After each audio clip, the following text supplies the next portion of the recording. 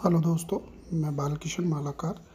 Assistant professor geography, government college Raipur Pali. आज हम पर्यावरण भूगोल विषय के बारे में चर्चा करेंगे। सर्वप्रथम हम पर्यावरण भूगोल की परिभाषा टॉपिक की बात करते हैं। किसी न किसी रूप में पर्यावरण का अध्ययन भूगोल का विषय अवश्य रहा है, परंतु 1950 से 1970 के मध्य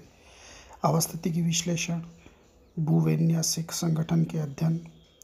तथा भौगोलिक विश्लेषणों में सांख्यिकी तथा गणित की आमूल तकनीकों के प्रयोग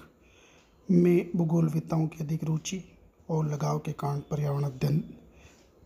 फीका पड़ गया।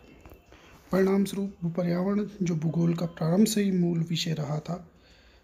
उसमें जीव विज्ञानियों यानी बायोलॉजिस्ट की धरोहर वो बन गया। परंतु 1970 के बाद पुनः पर्यावरण में भूगोलविदों का इंटरेस्ट क्रिएट हुआ और भूगोल में पर्यावरण अध्ययन ने फिर से जोर पकड़ा। उसी का परिणाम है कि वर्तमान में हम विभिन्न इंडियन यूनिवर्सिटीज़ में स्नातक और स्नातकोत्तर स्तरीय जो पाठ्यक्रम है उसमें कई नामों से, जैसे पारिस्थितिकी एवं पर्यावरण प्रबंधन का भूगोल, पर्यावरण अध्ययन, पर्यावरण ह्रास, अवनयन एवं समविकास, पर्यावरण प्रबंधन एवं समविकास आदि के रूप में हम उन्हें पढ़ रहे हैं। पर्यावरण भूगोल में पर्यावरण समस्याओं का अध्ययन तथा समाधान, भौगोलिक सूचनाओं, नियमों तथा भौगोलिक अध्ययन के परिणामों के प्रयोग पर अधिक बल दिया जाता है। पर्यावरण भूगोल एक तरफ तो भौतिक तथा मानव भूगोल के मध्य शैक्षिक सेतु की भूमिका निभा सकता है, तो दूसरी तरफ भूगोलविदों को सामान्य रूप से तथा पर्यावरण भूगोलविदों को मुख्य रूप से अन्य जीव विज्ञानियों, भूविज्ञानियों तथा परिस्थिति विज्ञानियों के करीब ला सकता है।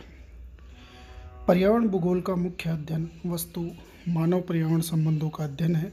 तथा इस विषय के अध्ययन का प्रमुख उपागम पारिस्थितिकीय उपागम है।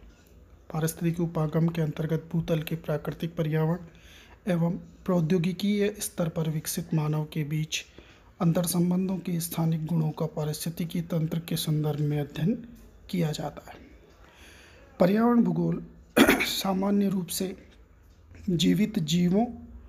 तथा प्राकृतिक पर्यावरण के मध्य तथा मुख्य रूप से प्रौद्योगिकी स्तर पर विकसित आर्थिक मानव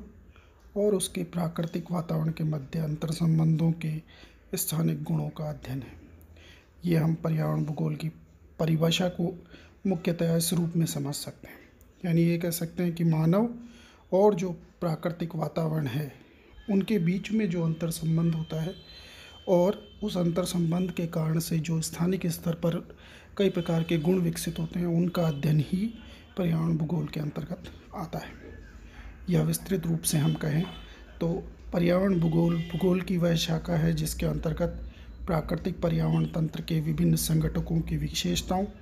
संगठन एवं कार्यों, विभिन्न संगठकों की पारस्परिक निर्भरता, संगठकों को आबद्ध करने वाले विभिन्न प्रक्रम एवं प्रक्रियाओं, विभिन्न संगठकों की एक दूसरे के साथ तथा आपस में अंतःक्रियाओं और इन अंतःक्रियाओं के स्थानिक तथा कालिक संदर्भ में परिणामों, प्रौद्योगिकी स्तर पर विकसित आर्थिक मानव और भूपारिस्थितिकी तंत्र के विभिन्न संगठकों के मध्य अंतःप्रक्रियाएं और इन अंतःप्रक्रियाओं से भूपारिस्थितिकी तंत्र में उत्पन्न परिवर्तन,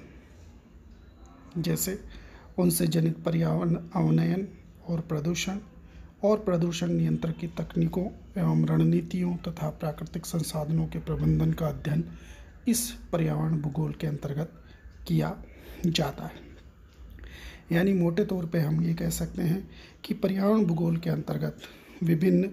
जीवित जीवों और जो हमारा प्राकृतिक पर्यावरण है उसके बीच जो अंतर संबंध हैं और उन अंतर संबंधों के कारण से कुछ विशेषताएं जो पैदा होती हैं, उन्हीं का अध्ययन हम पर्यावरण भूगोल में करते हैं।